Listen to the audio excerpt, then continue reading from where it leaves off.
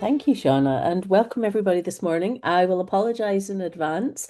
I was just saying to Shauna, I'm a little bit congested. I came off an airplane a couple of days ago, so please excuse me if I sound like Kermit the Frog at any point. Okay, so thank you everybody for joining us this morning. As Shauna said, I work for the Commonwealth of Learning, and we are based here in Vancouver. And I have the distinct pleasure of working on the unceded traditional territories of the Musqueam, the Squamish, and the Tsleil-Waututh nations in the city, as I say, known as Vancouver. And as you can tell from the accent, I am not Canadian. I am an uninvited settler, and I very much appreciate the privilege of a safe place to call home. And when I think about the state of the world these days, that is no small thing to be grateful for. Um, I'm going to start by giving a little bit of background about the Commonwealth of Learning. I feel like we might be Canada's best kept secret. We are based here in Canada. And when we talk about the Commonwealth, I do mean the Commonwealth of Nations, the 56 nations of the Commonwealth. We are an intergovernmental organisation based here in Vancouver. You might think that's a kind of a weird place for us to be based, because we tend to think of the Commonwealth as a British thing, and we tend to maybe think of the Commonwealth as a London thing. But in 1987, I think there was a Commonwealth Heads of Government meeting here in Vancouver, and the proposal to have an intergovernmental organisation that focused on learning and education for the Commonwealth was proposed. And the heads of government said, yes, that sounds like an excellent idea. We definitely want that. But for goodness sake, don't put it in London. Let's not have another one in London. And so the government of Canada offered to host the organisation. And because the conference was in Vancouver, we are located here in Vancouver. So we are governed by a memorandum of understanding. We are a small headquarters based here in Vancouver. There's about 40 staff here, a collection of advisors, experts, specialists in education, and we bring people from all across the Commonwealth to come and work here in Vancouver. And then we have a small centre in India as well, with about 5 staff based in New Delhi.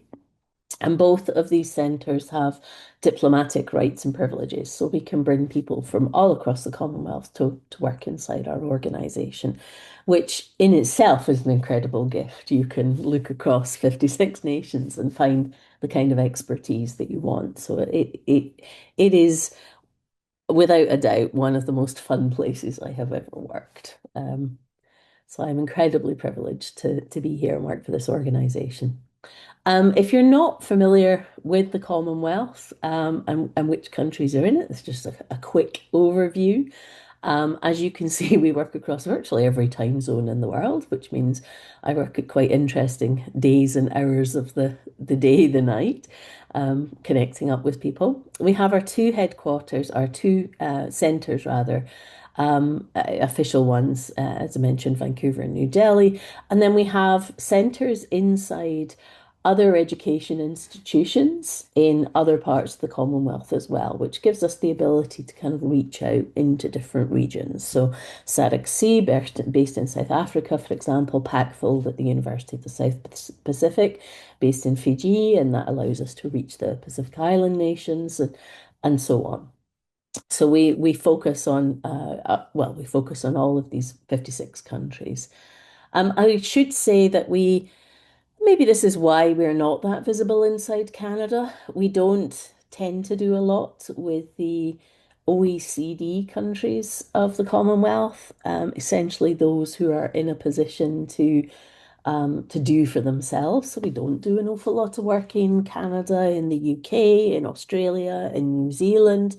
But we do work with the governments of these countries to think about their strategic priorities, probably more in a aid and development kind of context. So, for example, we do a lot of work sponsored by Global Affairs Canada on women and girls education projects in various other countries, and the Government of Canada give us money to do that with our education expertise. But we don't tend to do a lot of work here in Canada, particularly. We are one of three Commonwealth intergovernmental organisations. The other two, as I said, are based in London. The big one is the Commonwealth Secretariat. And they have recently just revised their strategy. The smaller one, and maybe again less well-known one, is the Commonwealth Foundation. Commonwealth Foundation focus on civic and civil participation. And then we're the one in the middle there who focus on education. And we've laid out the kind of different strategies of each organization, and you can see the way that they are cross-cutting and complementary. For example, the Commonwealth Secretariat focuses on big picture issues like democratic resilience, economic resilience, environmental resilience. We, of course, would argue that you can't do any of those things effectively without education underneath it. And the foundation would argue, for example, democratic resilience relies on civic participation and having a strong civil society. You need the voices of the people in all of this work. So very complementary cross-cutting work. And you can see there as well that in our strategy, we focus on making nations strong, we focus on making institutions inside nations strong, and we focus on making communities strong. So we will work with governments, regulators, institutions, schools, colleges, and directly with communities, often through NGO partners, on education projects. And our superpower across all of this work is open education. That's the way we do our work. We're the only intergovernmental organization in the world that is focused on online and distance learning as the innovation for education systems. Um, and why? Why do we open education? I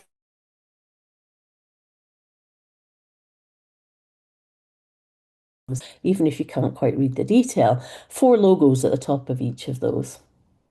And um, this is a combination of us, call Lakehead University in Ontario, an NGO in the Pacific, and Packfold, our regional centre at the University of the South Pacific, working together to create and deliver these courses.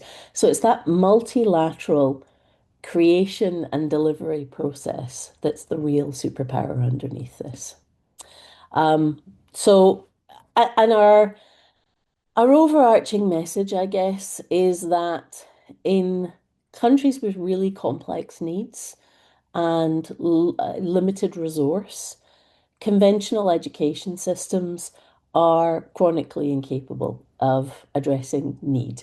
You can't build enough schools quickly. You can't train enough teachers quickly through conventional face-to-face methods. You need to adopt open, online, and distance learning methods to have any kind of a chance. So, co-creating, co-designing, co-delivering, and then using technology and using distance learning opportunities to deliver will allow you to get ahead. So, we really frame open innovation, open education rather, as that innovation to enable, as I said, countries, institutions, communities to be strong. A little flavor of the kind of stuff that we do. I'll remind you again that there's only 40 of us in Vancouver. We work with a huge network of contractors, consultants, partners across different countries. We tap into the expertise that exists in all of those 56 countries, and a lot of our work is about creating country to country partnerships. So, for example, I have a project at the moment with the national regulator in India, creating quality assurance guidelines for online and distance learning for the university sector. And the partner that is helping facilitate that has come from the South African Council for Higher Education, an expert in quality assurance of online and distance and digital. But we're able to create that partnership between two countries. We do that kind of work across a whole range of initiatives. So, open schooling, which is secondary school, upper secondary school tends to be teacher education. So, using online, open, and distance learning to scale up the number of teachers in a country. So, to do teacher training via that methodology. Skills for work. So, thinking about vocational education and training systems, TVET, kind of community college type education here.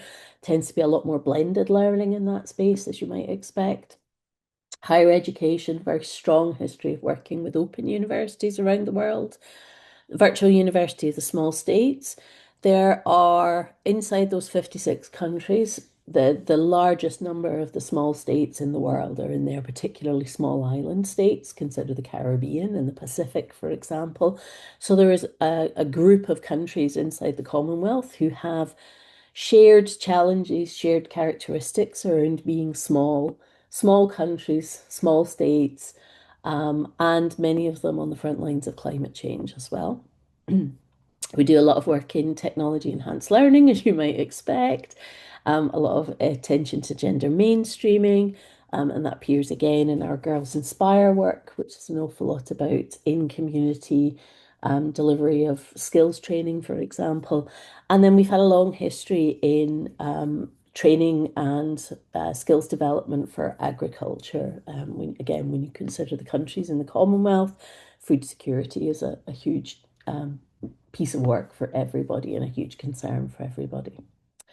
Um, so this is the kind of core of our current strategic plan. We've been working in this set of initiatives since 2021, and actually a lot of them were a rollover from a previous 6-year strategic plan. And from 2024 on, we have had the opportunity to add in a few extra cross-cutting initiatives.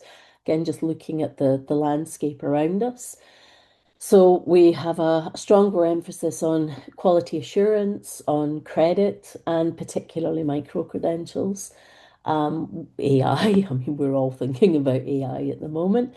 Digitization of education systems, but again, particularly that co-creation piece, and thinking about learning design as a skill, books, open publishing. Employability has become a big conversation with our member states. So thinking about that transition from education into work and making sure that students have the skills that they need, and that can be concrete skills, trade skills, but it can also be cross-cutting transversal skills. So a lot of focus on closing that skills gap, thinking about competency-based education systems. And then thinking about business models for education systems. It's not something that we tend to share very much, but actually, if the money doesn't stack up, then not a lot else works. So thinking about how we can share, kind of share business models, but share ways of thinking about business models as people change the way that they deliver or work in education, making sure the financial underpinnings are solid.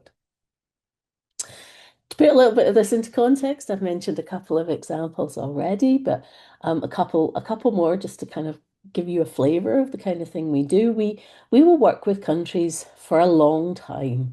We'll stick with projects and pieces of work for quite a long period of time, perhaps over the course of several strategic plans, because we all know how long change takes to happen sometimes. So, as an example, in Malaysia, almost 10 years ago now, we helped the government there develop a national OER policy. We then worked with an individual institution for a good 4 years to deliver and implement, help them deliver and implement the use of technology in teaching and learning. That then morphed into a kind of capacity building across 20 public universities. You do one, you prove that it works, more want to get on board, you start scaling out, you start capacity building, you help them deliver institutional policies once you've got that national policy in place. And then you can start delivering you can build on that and you can start delivering more granular services and opportunities for them. So you go from a national OER policy in 2016 down to 2024. In that first university, we worked with helping them deliver open textbooks quite specifically and making that change to blended learning. So you can see we're sticking with organizations over a long period of time and helping them make quite radical changes and shifts. And it can be driven from the level of a government agenda, or it can be driven from the level of an individual institution. Um, Another example, not in the university sector now, in the schooling sector, within individual institutions. This is Eswatini in Africa, another one of those small states. So they have a print-based high support model for delivering open schooling. So we help them flip to using and developing more OERs. Then we start supporting them to develop some online and distance learning, starting with some advocacy work, then starting to introduce a little bit of technology, then putting in place some policies and helping streamline some of their development of digital media.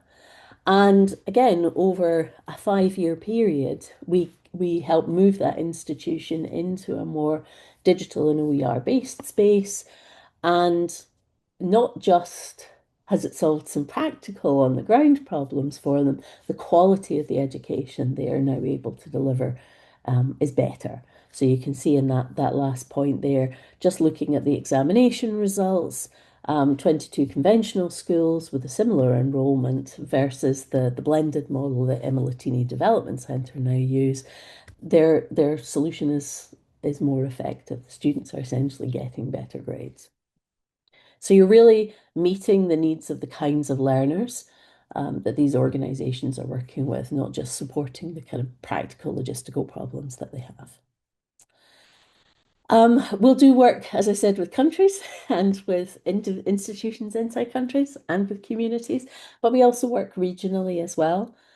So this is a large piece of work, a 5 year project that just came to an end, working in the countries of the Pacific, but particularly the small island states of the Commonwealth Pacific. So not so much Australia and New Zealand. This is work that was funded by New Zealand, though, to support skills-based education in the Pacific, in the small island states of the Pacific. We did this work over 5 years, and I have literally just come back from the Pacific, where we've been doing a bit of a workshop based on the evidence of the last 5 years and looking at where this work might go into the future. All of these island states are small. They are on the front lines of climate change. They all have an overwhelming need for skills development. They have infrastructure challenges. Many of them are, spread out, vast island states. Thinking about how you do online and distance learning in these places and spaces, how you even do conventional education is hard because you can't train enough teachers, you can't get enough teachers out to small, far-flung schools, and how you even get stable power and devices out to small island schools is a challenge. But if you can crack that nut, then you can start to really lift a whole country in terms of economic resilience, and economic resilience in part leads to climate resilience. If you can build better housing, for example, you can withstand some of the weather and natural effects of that region. So this is really fundamental work in terms of supporting nations to be strong, and education is the key to all of that. And again, open online distance is how we do all of this, and that multilateral co-creation. When you are small, you need to share resources, and an organization or a country like Nauru is so small that just even human capacity is a challenge for them. There's so much to be done and so few people there. So they need to be working with other island states. So our pitch in a nutshell is that open, and not just OER, but open in terms of that sharing, multilateral, collaborative, open access, open to industry, open schools is a Commonwealth value. Um, and that actually open education and open learning can supplement and can even beat kind of conventional education systems. So, as I say, I think I have one of the best jobs in the world working in one of the most interesting organizations in the world. Um, and when I think about our challenges in Canada right now, because as Shauna kindly said in the introduction, I worked in a Canadian Open university before I took this role. When I look at the Canadian sector, I still have many friends still working in this sector, and I see some of the challenges that are ahead of us. I think actually we have some of the solutions. Some of the work I'm doing in other countries feels very relevant here right now. Now, COL is not funded to do this work in Canada, but Canadian education systems can do this for themselves today if we choose to do so. So I want to, I gave that background on what COL does to as a bit of a provocation to try get us to think about how we might work differently in Canada as we face the kind of challenges that we have. The need for education is only growing. The complexity of our geography is consistent, and the complexity of the kinds of people who need education in Canada is is changing. I mean, I would argue it's always been there. We maybe just haven't focused on it very much. Um, but we've got some real challenges ahead of us. And I think we have solutions for them now if we choose to look for them. But the solutions are maybe not in the places we've usually looked for them. I would say Canada has often looked south of the border or has maybe looked to other Anglophone countries to find these solutions. And I actually think some of the solutions are in the smaller and less well-resourced parts of the world, where you can do an awful lot with very little if you choose to be innovative and creative in your thinking. So yeah, as RBC not pulling any punches here, as economic volatility becomes our new normal, lifelong learning needs to as well. The kinds of students we need to support here in Canada are much more complex. We're not really the 18 to 22-year-old student demographic is maybe not the most important demographic to focus on any longer. Thinking about how we support lifelong learners and thinking about how we create pathways through education over a lifetime and not just within one institution, but across a nation or even just across a province is really important. You cannot fail to have heard some of the conversation in the news about large infrastructure projects in Canada, about areas of industry where there's mass layoffs.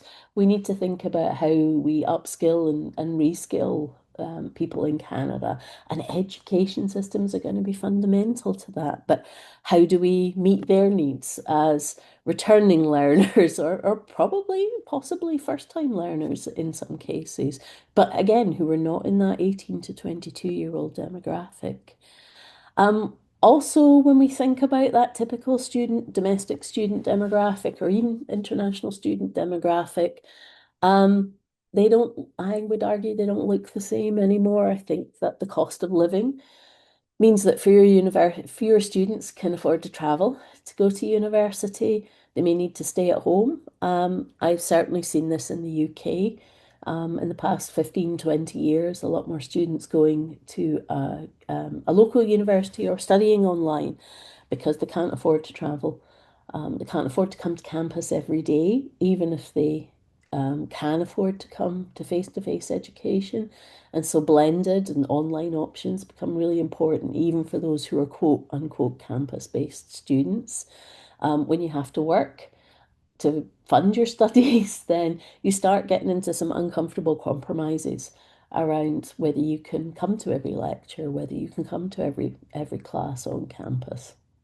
So we need to create systems that are education systems that are actually doable for the economic reality of a lot of our students. And so I'm going to suggest that open education is the innovation toolkit that we need to deal with a lot of this. I think in Canada, particularly, the case for OER is pretty well made already. I mean, we can all think of somebody who doesn't believe OER is high quality, but I would suggest that the number of open textbook projects that have happened in different projects means that in general the case is pretty well made. But I think that there are other aspects of open education that we haven't embraced in the way that we might. And I think that, as I said here, in a system of mixed and diminishing resource, collaboration and sharing of models that work is the only way forward. That kind of multilateral sharing that we do at Commonwealth level, we need to do at a Canadian level. And again, I know it happens, but is it the norm? Do we do as much of it as we might? And I think there are three areas that we could be looking at where I think there are good solutions, good models to draw on, good opportunities. And again, there's some work already happening. So how can we do more of it? So the first area would be more flexible learning pathways, thinking about how we support individual needs for education, but also how we support economic needs for education.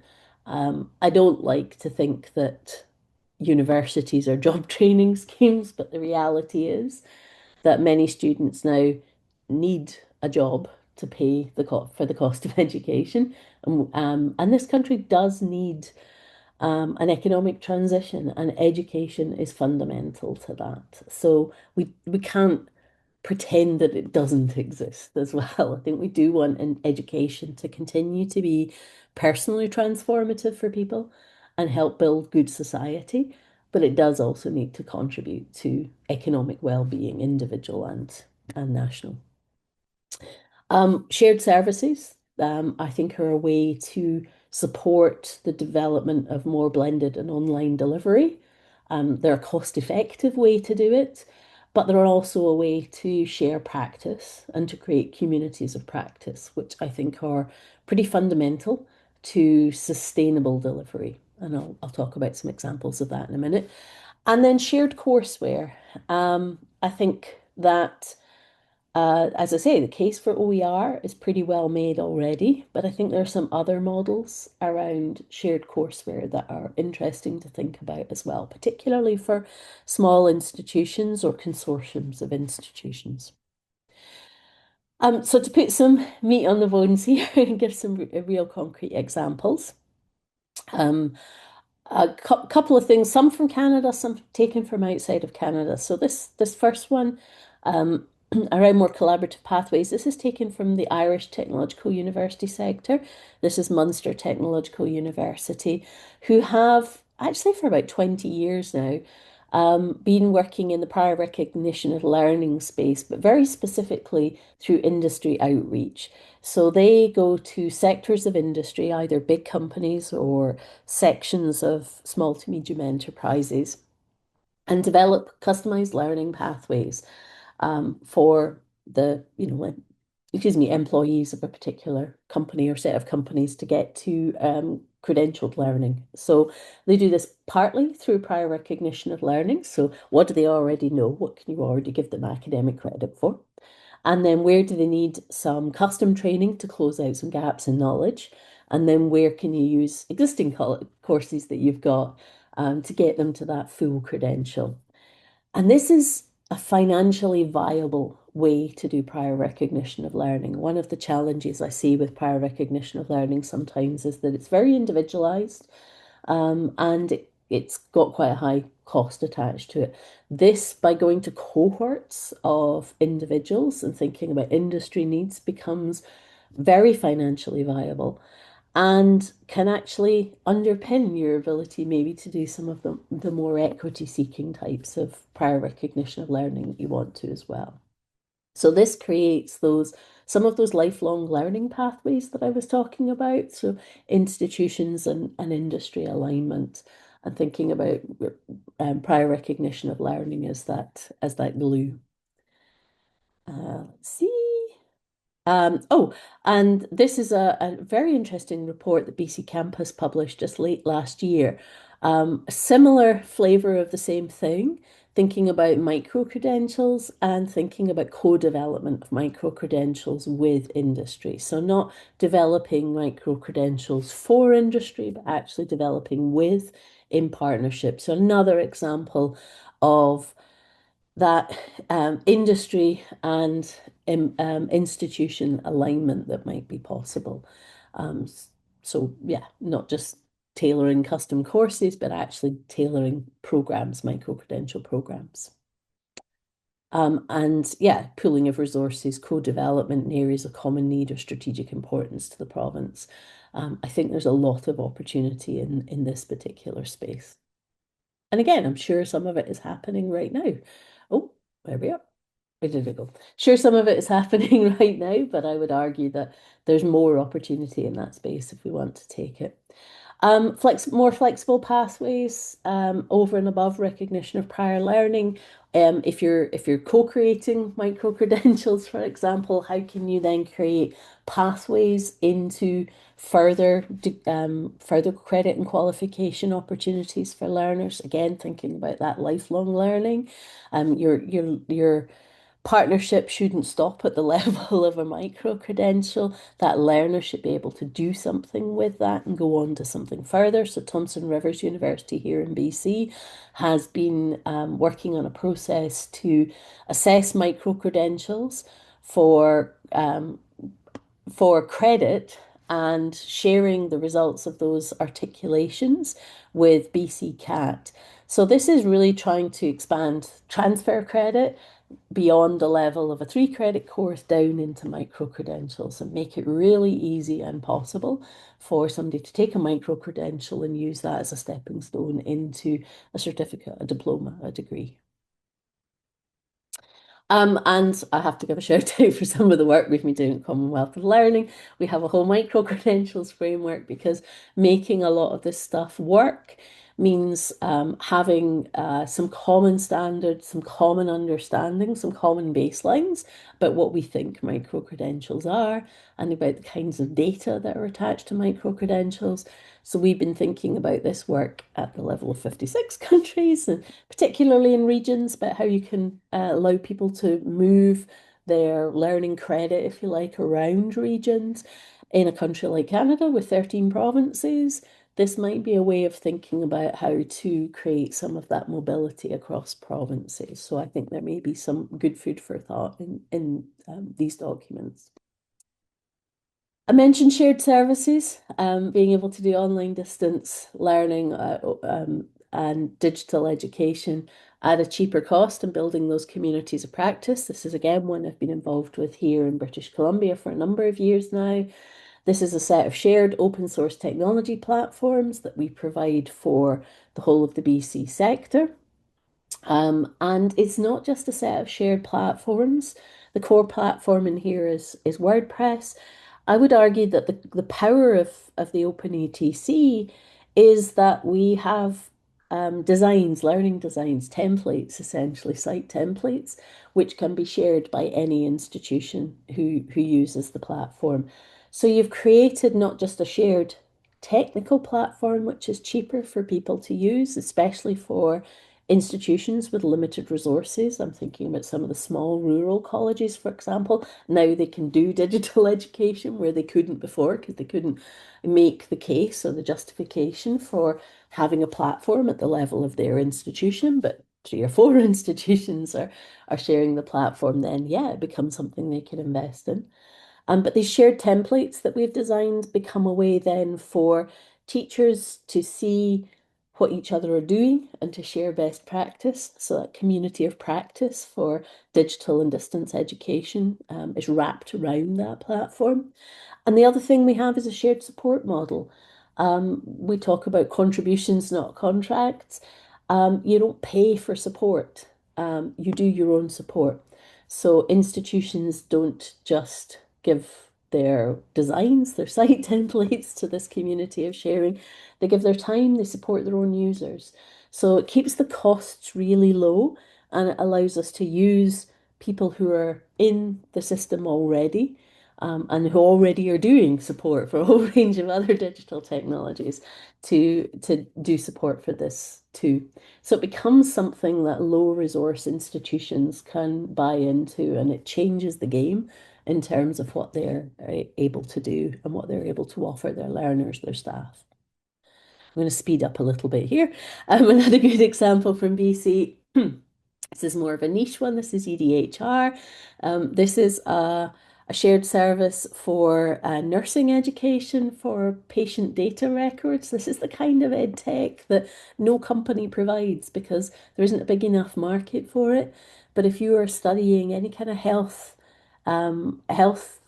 sciences degree, but particularly nursing, the quality of the patient data you record has a material impact on patient outcomes. Good data about patients, about their medical issues can lead to better care. So you want to teach people how to take good medical notes, good medical records. You need simulation systems for that. And that's what this service is. No single institution can afford to have this. It doesn't exist. It had to be built. But again, a consortium of institutions sharing an open source technology can afford to have it. If we pool and share, we can improve the quality of the education we're able to offer. Another quick example, one that I did when I was at the University of Edinburgh. This is computational notebooks. This is a big university offering a service to other small universities in the country. So the University of Edinburgh run Jupyter notebooks branded as Notable and sell it to other universities in the sector at a modest profit, essentially a little bit more than just cost price. But the important thing is it keeps money in the education system because the service is developed and maintained and improved by a group of people who all have the same needs. And that, I think that's fundamental in terms of ensuring that we invest our money in our own systems, in our own people, and in our own needs. So that's making that small amount of money that we spend on digital systems deliver a lot more value for us. Um, I mentioned shared courseware. This is Semba Sempa. This is another project at the Commonwealth of Learning. This is an MBA program and a Master of Public Administration program. This is a curriculum that is owned and shared by a consortium of universities across the Commonwealth. It's not OER, but it is shared curriculum. And essentially, institutions license the curriculum from Commonwealth of Learning. We provide some administration and we commission other universities in the Commonwealth to develop and maintain the content. So the original programs were developed by 4 open universities in Asia, and they're now offered by partner institutions all across Asia, Africa, and the Caribbean. Universities that couldn't fund the development of an MBA or an MPA program in their own institution are able to license this content and to contribute to it. They can develop a course, they can develop a part of a course, but the maintenance and the licensing is run by us. It is not done for any kind of profit. It is all about making sure that a group of institutions can have something that no single institution could afford on its own. And importantly, that learners can have access to an educational program that they otherwise would have no access to. There are a whole bunch of resources in this BC Campus project around shared resources, shared curriculum models, just published fairly recently on their open textbooks platform. So if you are interested in this space, go and have a look a bunch there. I think Notable is one of the case studies. There's an awful lot there. And then I mentioned business models. Earlier when I was talking about some of the work we do in Psychol, we are about to publish some of our work on open business models. As I mentioned, all of this stuff is great, but you do actually need to think about the money that sits underneath it. And every single one of these initiatives that I just talked about has a business model underneath it, has an understanding of what the incentive is, who the customers are, what the money is, how the money works, what the value is. and why it's important to do things in the way we're doing them. So we are going to publish this book publication on open business models, with a whole bunch of findings from our research in open schooling, teacher education, technical and vocational education, and higher education. So there's a bunch of recommendations, a bunch of case studies, and some practical tools for thinking about this. If you are interested in moving into more of this collaborative shared space, you need to understand the money side of it as well. So, my pitch, I guess, today, and I've talked for far long enough, far too long now, is to see our moment of complexity as an opportunity and to embrace constraints, not to see lack of resource as, the end of the world, but to see it as a challenge to think and do differently. Um, and maybe the way we've been doing things to date hasn't been the most effective way. And maybe the constraints that we are finding ourselves living within right now might push us and prompt us to innovate and to change and to do something radically different, which in the long run might support us all better and might support the learners we seek to serve better. And I have talked for far too long, so I'm going to stop there. I can see a few things in the chat, and I'm going to throw it open and see if there's any questions and comments people might have. Thank you, and thank you everyone for coming. Take care. Appreciate it. Thank you, everybody.